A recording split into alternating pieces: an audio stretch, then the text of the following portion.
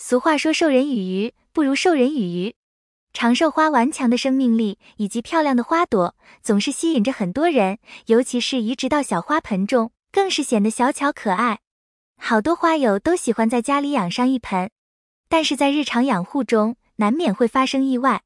因此，很多花友想自己繁殖长寿花，就问花花有哪些办法。大家好，这里是花花世界的频道。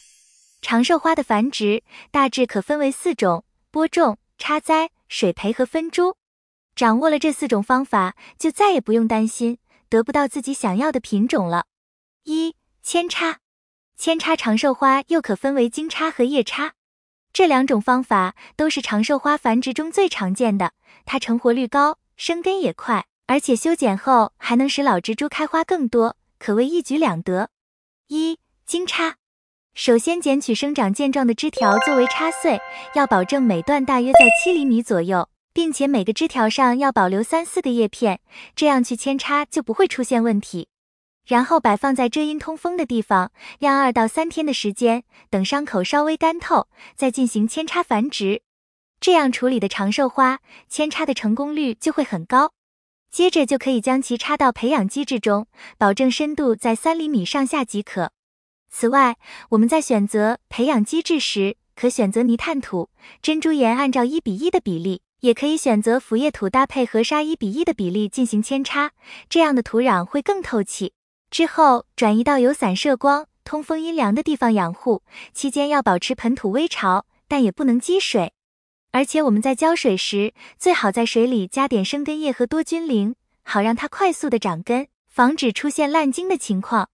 2周后开始给一点点光照，这时它的根系就会慢慢的长出来，之后枝条叶片就会恢复精神，不会出现打蔫发软的情况。看着开始生长了以后，我们就可以把它放到光照充足的地方，再去给它定期的补充肥料即可。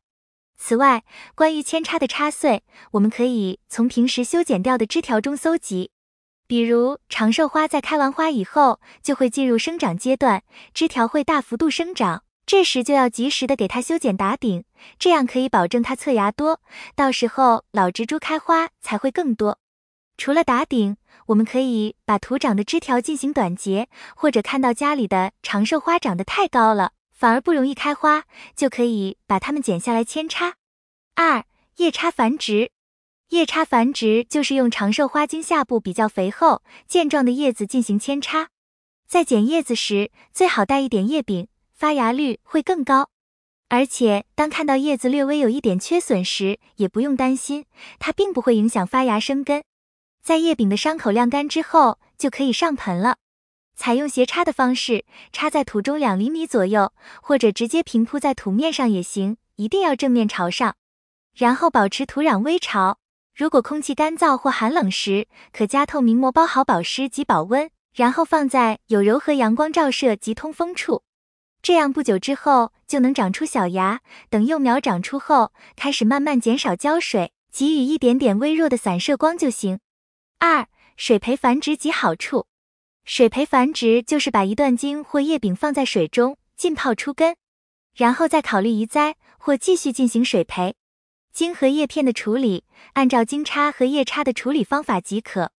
处理之后，将茎或叶柄2厘米左右浸泡在水中，叶面不要沾水，每隔4到5天换水一次，等根系长到3至5厘米，就可以移栽到土里了。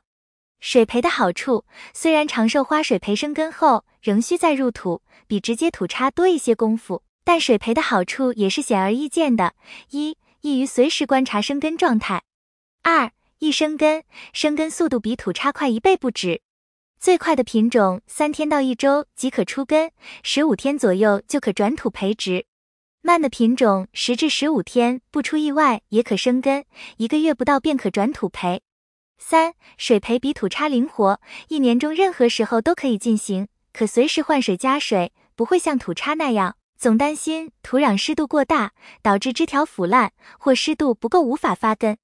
尤其是在夏、秋2季，水培生根会缩短生根时间，侧面降低了感染病菌的机会，提高了成活率。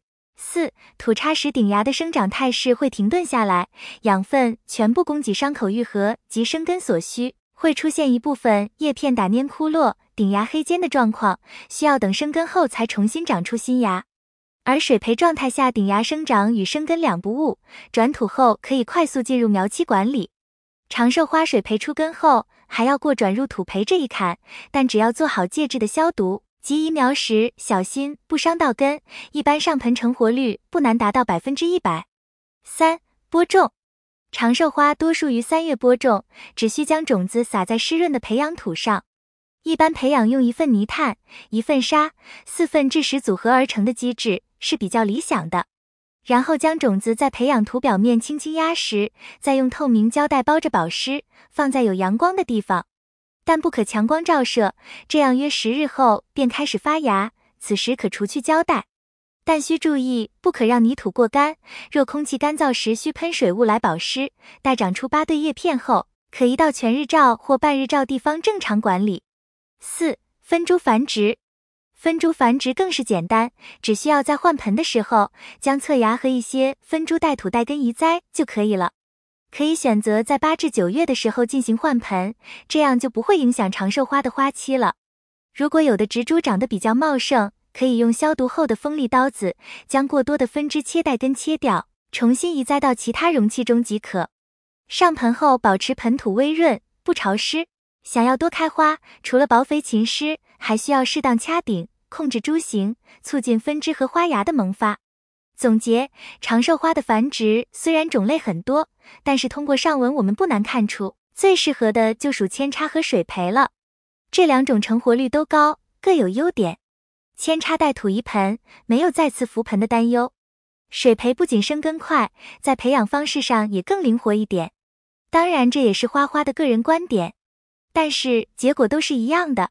当我们看到自己亲手繁殖的长寿花开花，还是挺让人有成就感和自豪的事了。今天要分享的内容到这里就结束了。分享的内容如果有错误和疏漏，还请批评指摘。长寿花的繁殖，你还有什么疑惑？欢迎在评论区留言。如果你喜欢花花的内容，请点赞、关注、转发给更多人看到。感谢你的观看，感谢粉丝一直以来的喜欢和支持。我们下期见。